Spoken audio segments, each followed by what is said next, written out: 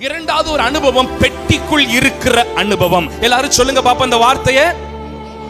பெட்டிக்குள் இருக்கிற ஒரு அனுபவம். முதலாவது ஒளிந்து கிடந்த ஒரு அனுபவம், இரண்டாவது பெட்டிக்குள் இருக்கிற அனுபவம். அந்த பெட்டிக்கு சைஸ் அவ்வளவுதான், அந்த குழந்தையுடைய சைஸ் தான். ஆனா அந்த பெட்டிக்குள்ள எந்த தண்ணி உள்ள வர முடியாது.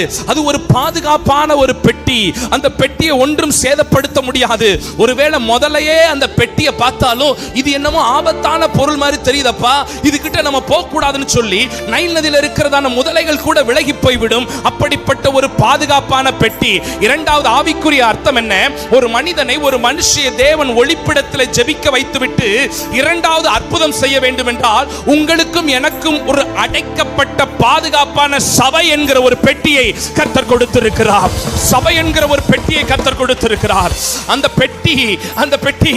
பெட்டி ஒரு ஒழுங்குபடுத்தப்பட்ட பெட்டி. அந்த பெட்டி ஒரு ஸ்ட்ரக்சர்டு பாக்ஸாக இருக்கும். ஒரு அல்லேலூயா சொல்லுவோமே. நல்ல கவனிங்க. நான் ஏற்கனவே சொன்னது போல அந்த பெட்டியில ரொம்ப கையை நீட்ட முடியாது, ரொம்ப காலை நீட்ட முடியாது, திரும்பி படுக்க முடியாது, கொஞ்சம் டிஸ்கம்ஃபர்டபிளா இருக்கும். ஆனா அந்த பெட்டிக்குள்ள இருந்தா அந்த பிள்ளைக்கு ஒரு பாதுகாப்பு உண்டு. ஆமென்.